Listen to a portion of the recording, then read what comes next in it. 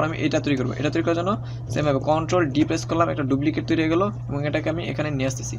তো এটা তৈরি করার জন্য আমি আবার ইনসার্টের উপর ক্লিক করলাম, ইনসার্ট থেকে শেপসের উপর ক্লিক করলাম, শেপস থেকে যে এই শেপটার উপর ক্লিক করলাম। ক্লিক করার পর আমি সিম্পলভাবে এখানে ড্র্যাগ করে ছেড়ে দিলাম। তো এটার উপর ডাবল ক্লিক করলে আমার ফরম্যাট অপশন ওপেন হবে, সেখান থেকে আমি শেপস ফিল কালার থেকে কালারটা ব্ল্যাক করে দিলাম। আবার আমি শেপসের আউটলাইনে ক্লিক করলাম, সেখান থেকে কালারটা ব্ল্যাক করে দিলাম এবং শেপস ইফেক্ট থেকে একটা শ্যাডো দিয়ে দিলাম, শ্যাডো।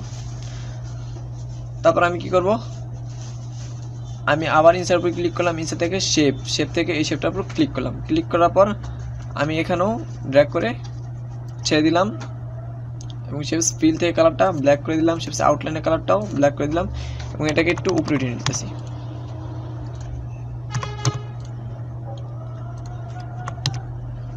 তো এই রাখা অবস্থায় আমি কি করবো, এটার উপর ক্লিক করলাম, এটা সিলেক্ট হয়ে গেল।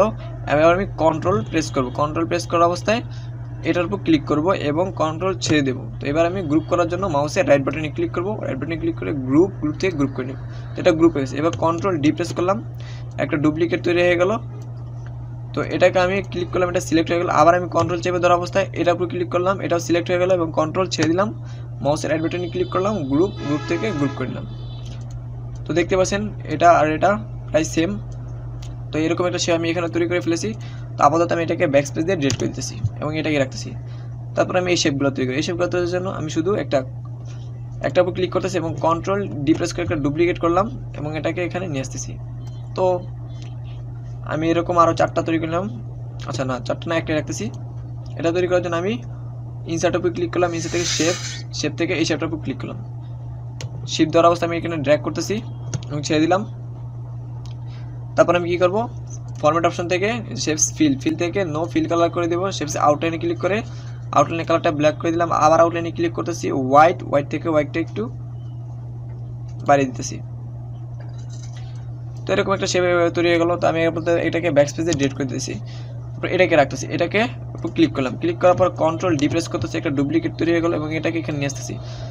তো এটার উপর ক্লিক করলাম, এটা সিলেক্ট হয়ে গেলো এবং কন্ট্রোল চেপে দেওয়ার অবস্থায় এটার উপর ক্লিক করলাম, এটা সিলেক্ট হয়ে গেলো, কন্ট্রোল ছেড়ে দিলাম, মাউসের রাইট বাটন ক্লিক করে গ্রুপ থেকে গ্রুপ করে নিলাম। তো আমার আরেকটা তৈরি হয়ে গেছে। তারপর আমি আবার কন্ট্রোল ডি প্রেস করলাম, আরেকটা তৈরি হয়ে গেলো এবং এটাকে আমি এখানে নিয়ে আসতেছি। নিয়ে এসে এটা সিলেক্ট করা অবস্থা আবার কন্ট্রোল চেপে ধরলাম, এটার উপর ক্লিক করলাম, এটাও সিলেক্ট হয়ে গেলো। এবার কন্ট্রোল ছেড়ে দিলাম, মাউসের রাইট বাটন ক্লিক করে গ্রুপ থেকে গ্রুপ করে নিলাম। তার মোটামুটি শেপস কমপ্লিট।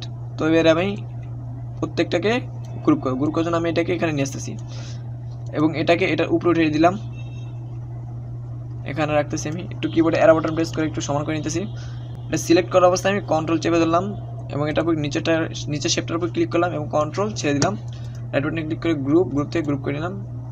তো এটা আমার গ্রুপ হয়ে গেছে। বাকি রয়েছে একটা গ্রুপ করার জন্য এটাকে আমি এটা নিচে নিয়ে আসতেছি এবং কিবোর্ডে অ্যারো বাটন প্রেস করতেছি, একটু উপরে নিলাম।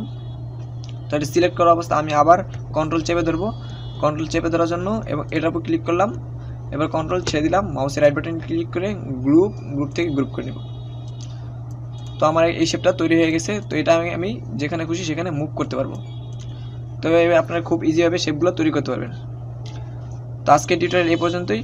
যদি ভিডিও টিউটোরিয়ালটি ভালো লাগে লাইক কমেন্ট শেয়ার করুন এবং সাবস্ক্রাইব করে আমার চ্যানেলের সাথে থাকুন। ধন্যবাদ।